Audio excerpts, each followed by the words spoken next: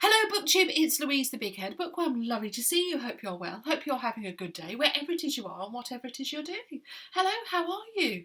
I know, I came back and I was sat in my car, she says, doing a quick belch, and then I said I was going to come back and report back about a book, and then I didn't come back, and I then thought, ooh, you know, the world, and then I've come back. So let's embrace the fact.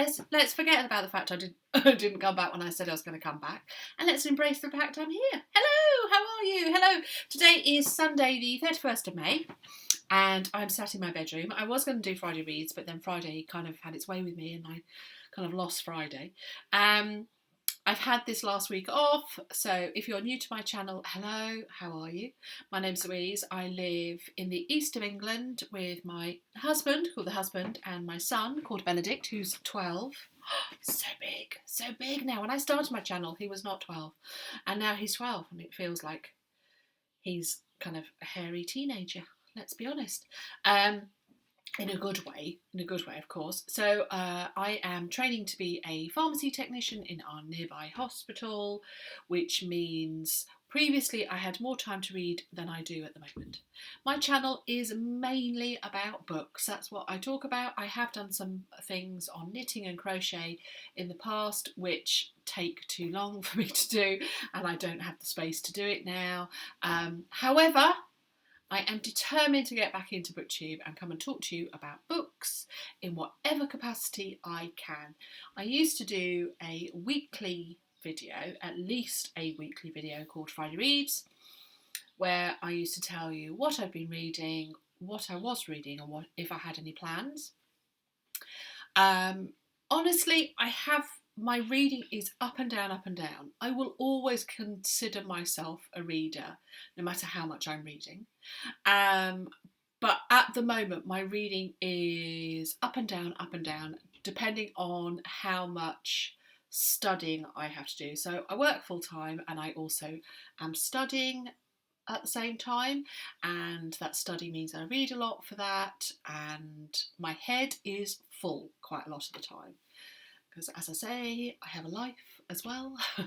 However, I still consider myself a reader, and I still am thinking and considering books all the time. And this week, I've had this week off, and I was bemoaning the fact to the husband that I've only just got about headspace to read, and then I'm going back to work again, and I didn't know what to read and this kind of stuff. And it made me think I must come and tell BookTube about the books that I have tried to read during the last 10 months that I have been working full time.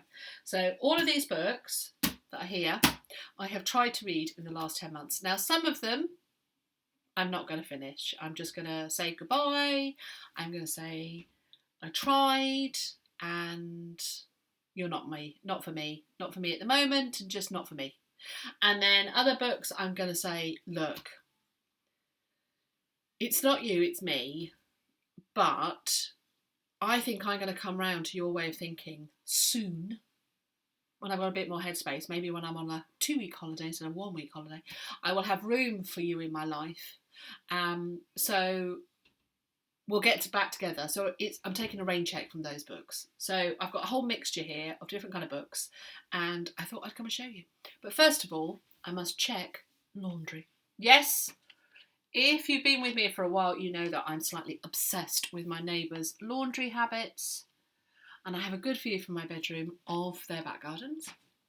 Now, the people opposite, who are my favourite laundry people, other than my good self, of course, we've been a bit concerned about them. Even the husband mentioned it. He said, I haven't noticed any good laundry. And they have had some up to date, because we were having lovely weather. We've had the driest, sunniest spring on record. Woo, well done, sun. Haven't the skies been beautiful? We've had such beautiful blue skies. I mean, because of the weirdness of the world in these uncertain times, we have had, clear blue skies with no contrails. Oh, just gorgeous. So I wondered whether somebody was poorly, or I'm sure they've been there, but anyway, But we had laundry there this morning. It's clear at the moment. The thing is, we've had all this sun, so people aren't having to save up laundry. They can kind of just whip it in, and then it's dry super quickly. And if it's not there in the morning when I see it, what's over there? They had a good line out, those people the other day. It was so colourful. I almost went round to say 10 out of 10. 10 out of 10 for that laundry. Currently, what have we got on ours? Towels. Just towels, freshening up in the breeze this afternoon. Because I've been off all the week, I've been doing lots of laundry, clearing through the backlog of the laundry, and we are slowly, steady building it back up again. What can I say? We're all messy pups. So how are you? How have you been? Before I crack into these books, which I shall do in a moment, how have you been? The world. Ooh, the world at the moment. Golly gosh, yes. It kind of just is so worrying, isn't it? It's not only have we got a global pandemic, which is it's terrifying and scary and affects everybody in various ways. We have the appalling killings of men in America, and also we had, I don't know whether other people know about it, but we had a black London Underground worker who was spat at by somebody who said that they were COVID positive, and she caught COVID and she's passed away, and it just is vile. It's absolutely vile. And I've been getting out my books and I've been looking about what I can do. And not staying silent is one of the things. So I've been talking to my boy about what the world is and, what we take for granted. So that's my first very small step. But but I just wanted to acknowledge it, and for everybody who is hurting at the moment, I am with you. I realise that is not the full job. It's not fully what we can do, but know that I'm there. And so my heart to you.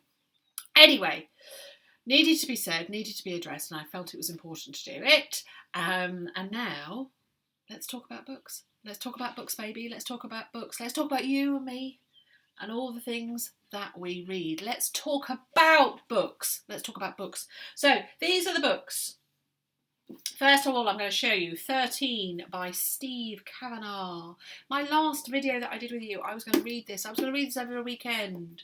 Oh, I tried. Oh, God love me, I tried. I was sat in my car. I had such enthusiasm. I said it was a standalone. It's not. It's not a standalone. It is a standalone story within a series. And that, my friends, is where the problem lay. I didn't realise that until I saw the comment about somebody left a comment that said it's not standalone. It's within a series, but you should still be okay. And that actually answered some of my questions about the book. So it is a thriller. The murder trial of a century is here. A ruthless prosecutor, a brilliant defence lawyer, a defendant with a secret, and a serial killer on the jury. So that is it. So it's a courtroom thriller slash horror, because the violence is quite horrific. So that's what I thought, oh, that's what I need. I need a serial killer book that is going to take me away and take me out of the world. But it isn't. It's how many books has he written? And I think the thing is, here we are. He's written 3 books and 1 novella, and then came this one, and it features the prosecutor and his world. No, not the defence lawyer. The defence lawyer and his world. Can I remember what the name of the gentleman is? Probably not. Him, anyway. And I couldn't work out why I wasn't getting on with it, except I felt that the characters were kind of... I was supposed to be rooting for the defence lawyer, but I didn't know him enough to root for him. I felt as though it was kind of thinly drawn, and felt as though I was supposed to know things that I didn't know, and I was supposed to I was supposed to be willing him on when I wasn't willing him on, and I was nearly 100 pages in and I still wasn't engaged. And I, at 50 pages, can quite happily jettison a book if I'm not there. I was willing for it to work, and then when I realised it wasn't a standalone, it made sense. I would imagine the previous books have built up a relationship with the main character, the defence lawyer, and so there's a kind of the shorthand stuff that they kind of refer to. You will understand, and you'll understand why he does things and why he says things, and you'll be with him for that, and therefore taking his part. Coming into it mid-series, it didn't make an awful lot of sense. Steve Kavanagh seems to be a perfectly able writer, seems to be a good lad, but he's not good enough that I can root from him from the mid-series. Didn't quite catch me that way. So I'm going to keep the book. I'm not going to jettison it yet. I'm going to consider whether I'm going to pick up the first book in the series called The Defence, and whether that might get me in it, and therefore I could go through the series. But I'm going to put a question mark on that, because whether I can be bothered. So there we go. First book, not jettisoned, not fully committed to it. This is the second book. It is Tana French, The Witch Elm. Now, there is a very spooky tale called Who Put Bella in the Witch Elm, I think. Who Put Bella in the Witch Elm? And I was talking to the husband about this because we have a podcast. If you are interested and you wanted to hear me ramble on about other things with my husband, he is the main host and I kind of co-host it with him. It's called the Spooky Tales Podcast, and it's available on all the platforms like iTunes and is it on Stitcher? I think so. I don't know. Spotify, I know it's on. It's on iTunes, TuneIn Radio. Yeah, so wherever you get your podcast from, you'll be able to find the Spooky Tales Podcast. Now, I was talking to the husband about Who Put Bella in the Witch Elm, because that is one heck of a spooky tale. And then I saw this book by Tana French, and this is a standalone, I believe. And I thought, oh, this is so good, because I love the story of the Witch Elm. I find it really spooky. And I thought, I'll read a book. And I got, do you know, I didn't get very far into it at all. And this is one I'm jettisoning, because I do not get on with Tana French's writing. It's not her, it's me. But I don't get on with her writing. I'm sorry, I just don't. Her style of writing, I do not enjoy. Now, she's got her Dublin Murder Squad series, which is super, which I'm trying to find the details of, which is super, super, super popular. Yes. And I've read In the Woods, which is the first one. And then she has The Likeness, Faithful Place, Broken Harbour, The Secret Place and Trespasser. And she's so popular and so... But she has a very distinctive style, to my eyes. There is a coolness to it, or something that I found very distancing and I didn't enjoy. And I read In the Woods and it was fine, but I'm pretty much having my second Tana French. I just don't get on with it. I don't look forward to reading it, and her thrillers, I don't get drawn into it, and that's what I want. I don't want to struggle through a thriller. They are not the kind of books that I will persevere with beyond 50 pages. So this one is going. To those people that love it, yes, fill your boots. Me, no. And it has made me realise I'm going to get rid of all of Tana French's books. They are not for me. And please let me remember this. So this is one I so want to love, but can't get in it at the moment. Gladys Mitchell's Speedy Death. This is the first Gladys Mitchell. She is one of the queens of the golden age of crime writing, which is the 1920s, 30s, 40s, 50s. Mainly, it says Agatha Christie, Nago Marsh, or Nago Marsh, as I always want to call her, Nago Marsh, and Agatha Christie, Nago Marsh, Gladys Mitchell, and what's she called? She's the one, Lord Peter Wimsey, Dorothy L. Sayers. Thank you very much. Whoever said it, I heard you. So, Gladys Mitchell, she's got a huge list, and I've never read any, and I thought, let's hope I get into it, because look at that list of books. Heck, and look at the gorgeousness of this edition, which is by Vintage, and it's got this lovely moth on it, and it just is gorgeous, and I was thinking, yay! It's a very particular style, and I'm finding it a bit discombobulating. It's not quite. I mean, it is golden age of crime writing, of crime fiction, but it isn't cosy. It's not a cosy mystery. The Mrs. Bradbury. Yes, Mrs. Beatrice Adela Lestrange Bradley, psychoanalyst and an orthodox amateur sleuth, is a challenging character. She is not cosy and she's not comfortable, and I want to love her. I just don't think I'm in the right headspace at the moment. So this is a definite will return to, and look at that. I so want it. I want to love this. I just think at the moment she's a bit too challenging for me. Oh, she's sparky. But I want that. I like sparky, but not at the moment. I want cosy at the moment, not sparky. So I'm going to put her on the will definitely return to part. I've got 3 parts at the moment. I've got definitely return to... no. This is A Good Girl's Guide to Murder by Holly Jackson. I wanted to love this. I wanted just to be swept away. I had so many people say, oh, this was brilliant. This is YA crime fiction. And I thought, hello, that's what I want. I don't want kind of too much gore, and it's set actually not that far from here, and I know the area, and I know, it's set in England. Rather than being an American YA book, it was an English YA book, and so many people have raved about it, and it just didn't get to me. I read how many pages? Oh, it's multimedia as well, so it's got transcripts of things, and it's interesting, and there's lots of stuff.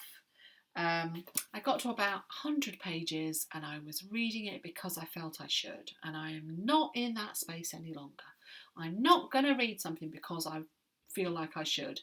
I haven't got enough time spare. I mean, who has? Have you got enough time spare? I haven't got enough time spare to spend it with books that I'm not enjoying. So, Holly. I'm not sure what I'm going to do with these books. I might take them to work and see if anybody else is interested in them. But then I don't want to kind of give them books and go, I didn't enjoy it. They'll be like, this is what I definitely will be returning to. 6 Feet Over by Mary Roach. This is my first Mary Roach. Adventures in the Afterlife. Quirky and delightful. Highly enjoyable. It's non-fiction. Mary Roach is a kind of a... I think, is she a journalist? I don't know, but she's an investigative author into interesting subjects, and this is into the afterlife. I have read the first 3 chapters. Yes, first 3 chapters, and it's so dense and so full of information and fascinating and interesting. It just isn't where I am at the moment. It's too dense, too fascinating, too interesting, and my brain is not taking it all in. I was literally just skimming through it. And I don't want to do that with that book, so I will be coming back to that book, most definitely. Another book that I'm keeping, but I'm not going to read. I know, it's a Jacqueline Winspear, and it's called A Dangerous Place. So, this is number in the Jacqueline Winspear. 1, 2, 3, 4, 5, 6, 7, 8. This is the 9th book in the Maisie Dobbs series. And I love Jacqueline Winspear's writing, and I love the Maisie Dobbs series. And this is the first one that I haven't loved. And the reason I don't love it, I can't go into full details because you've got to have read the previous book. And if you've read the previous book and then you read the beginning of this, there is an event that has happened. And I can't go into details, but it permeates this book. And I got through, I would say, a third of this book, and I couldn't deal with it. I just wasn't enjoying it, and it isn't because of the writing. It's probably I wasn't enjoying it because of how much I care for the characters and how much I care for what has happened and the shock of it. And I don't know whether I will at some point be in a different space and feel like I can read it. I just couldn't read it. I got to the point I couldn't read it. Now, if you have read it and you know what I'm talking about, the event that I'm talking about, then I can totally understand being able to read it and it'd be fine. And maybe I will get to that point, but I just couldn't. read it. And I can't go into any more detail because then that's a massive spoiler. I don't want to do that. And it'll ruin the previous book, which is brilliant. What's the previous book called? I hear you say. It's called Leaving Everything Most Loved. I loved it as well. Or is it? Yeah, so, and then it's this. But I have got the next book, which is called Journey to Munich. And so that is what I'm going to just move on to the next one because I can't read this one. And I have actually started that book. I haven't got it here, but I started it and then I felt guilty because I hadn't read this. But I've now decided I'm going to keep this book. I'm just not going to read it. I'm going to move on to the next one and say, just not for me. Whether or not I'll come back to it, don't know. A book I bought on a recommendation of Chum, Girls of Paper and Fire, Natasha Ngan. Gonna go with that. Girls of Paper and Fire by Natasha Ngan. Again, it is YA. She really enjoyed it. She thought it was really fabulous and said, read it.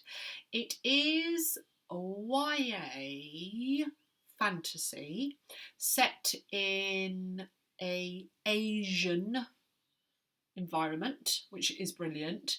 It has an excellent mythology, really liked it. It has got enormous trigger warnings for sexual assault, which is front and centre in the book. In fact, the foreword of the author talks about it. So that isn't, me saying that is not a spoiler because it's written all over the book. And I just didn't. Again, I don't really know why. I really don't know why. Again, I got nearly 100 pages in. Just sometimes things don't. And I think you just got to say, yeah, that's just not for me. I can understand somebody really loving it. I really understand when my friend really enjoyed it. If you said to me you really enjoyed it and it was brilliant, then I can completely cheer you on for that, but no, didn't suit me for some reason. I have no idea why. I like YA, I like fantasy. No. This is similar, but not. Serpent and Dove by Shelby Mahurin. Shelby. Shells to a friend. Serpent and Dove. Oh my word, this has been popular, hasn't it? This is by Harper Teen, and so it is again YA, towards the top end of YA. Everybody raves about it and says how amazing it is and how wonderful it is and you should read it and it's great. And I got the hardback and because I couldn't find it anywhere else and I had to order it in and I thought, oh, this is going to be great because everybody's raving about it and they're saying really good things and groovy and it's lovely hardback and look and actually it's quite dull underneath. But I was really pleased. I was like, oh, right, here we go. And I treated myself to it and it is YA fantasy, a witch and a witch hunter bound in holy matrimony. There was only one way such a story could end.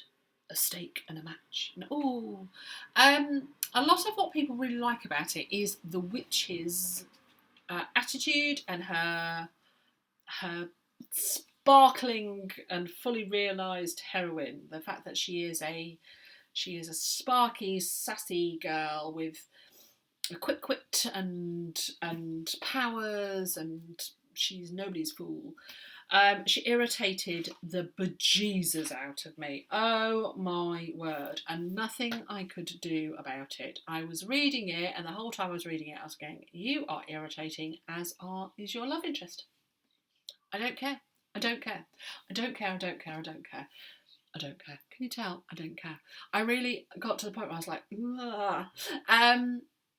And I don't know why. Sometimes I do like, heroines that are feisty. I love a feisty heroine. I like a feisty person, full stop. Oh, she was just annoying. She just really was grating on me. And eventually, it was a relief when I said, do you know, I'm not going to read this anymore. And I'm never going to read you again. And I was like, yay, happy days. It was almost worth reading it for the point of realising, I don't have to read this. And so I'm not going to. Hooray! Goodbye. So that will definitely be going. See, now I'm thinking I can't just give it to people because how did you find it? She irritated me. It's not something I can say. So I don't know what I'm going to do with these books. Don't worry, they will go to people. Now, this is the last book, and the reason I'm not reading this is more complicated than any of the other previous reasons. And when I show you it, you will understand. It is the much anticipated by me, if nobody else. I mean, absolutely. It's The Mirror and the Light by Hilary Mantel. I am 316 pages in to an 800 and something page book. 800 and something? I think so. So, yes, 882 pages. So, it is the most glorious hardback. I'm struggling to fit it in, and that's what it is. I don't want to force the reading, and I don't want to read it bitterly, and that's what's happening. I'm having to read 10 pages here, 5 pages here, 10 pages here, because by the time I get, and I kept saying to the husband, I'm going to go to bed early so I can read, and I'd last 5 pages and then I'd go to sleep, and then the next day I'd go, oh. And her writing, Hilary Mantel's writing, this is the third in the well, I don't think she has it. I don't think it's called a particular series, but it is a trilogy with Wolf Hall and Bringing Up the Bodies, and it's about Thomas Cromwell, Lord Protector of Queen Elizabeth I. No, that's because I was reading something else about Queen Elizabeth, King Henry, and he was a kingmaker and a fantastically fascinating man, and this is the third book, which I have been eagerly anticipating because I absolutely adored Wolf Hall and absolutely adored Bringing Up the Bodies, and I started it and I do enjoy it. I love it. I love the language and the evocative nature of it and the complexity of it and the simmering passion that you feel from her to him, you know, from Hilary to Thomas, because that's one of the things that is profound about this book, is that you sense that she loves him. And I feel the same, and I get swept away, and I'm having to read it in such small chunks. I go to pick it up and I go, no, I'm not in the right headspace, because I almost can't give it my all at the moment. I need more space to really enjoy the book, and I haven't read it for like 3 weeks, and I can't remember where I was because I am not concentrating on it enough to really enjoy it, and I'm not going to do that to a book that I have been looking forward to for years. So I am putting this away, most definitely. Look at it! Oh, I'm putting it away with these books, and I will be coming back to all of these. These are most definitely books I'm going to come back to. I think the problem, well, actually, I'm not going to come back to that one, but I'm keeping it. I'm not going to come back to that one in a while, but that one I'm going to have to give another go. Quite soon, I think I'll give that one a go. I'm going to put that on the maybe shelf. That's going to be on the maybe shelf. And then these 4 I'm going to say goodbye to. Sooner rather than later. So yeah, so there we go. So that's my books that I have been struggling with. There have been other ones, I'm not going to lie, but those are the ones that I could find when I was mooching around for them today. And this video is long enough as it is. Oh my word, it's nearly half an hour, but then we've had so much to catch up about. You've got to tell me what you've been up to. I've been telling you what I've been up to. I haven't even told you the books that I have been reading. And I have been reading. I have. So I can't do lunchtime reads because we can't go out with our uniforms on at the moment. So that's one of the things, is that I've not been able to go out of the trust at lunchtime to record my videos, because I was doing lunchtime videos, because we can't wear our uniforms out. So we have to get changed. So we go in our everyday clothes and we get changed in our uniforms, we work, and then we get changed in our uniforms and then come home. So we don't leave the trust with our uniforms on. So that's one of the reasons why my lunch break is not a good time to record, as much as many other things are. So, and that came in quite quickly after I'd done the last one. I was like, oh. But we will get there. I will find ways of talking to you. Maybe I'll do Sunday reads. Oh, I can't do that. Well, anyway, I shall think about it. I shall come back. Don't worry, I will come back. So this has been lovely, BookTube. I've really enjoyed coming back. I may have talked too quickly during this. It's a possibility, isn't it? I have been a bit. But it's my excitement of being back with you. It's been great. So this has been lovely, BookTube, and I look forward to most definitely doing this again.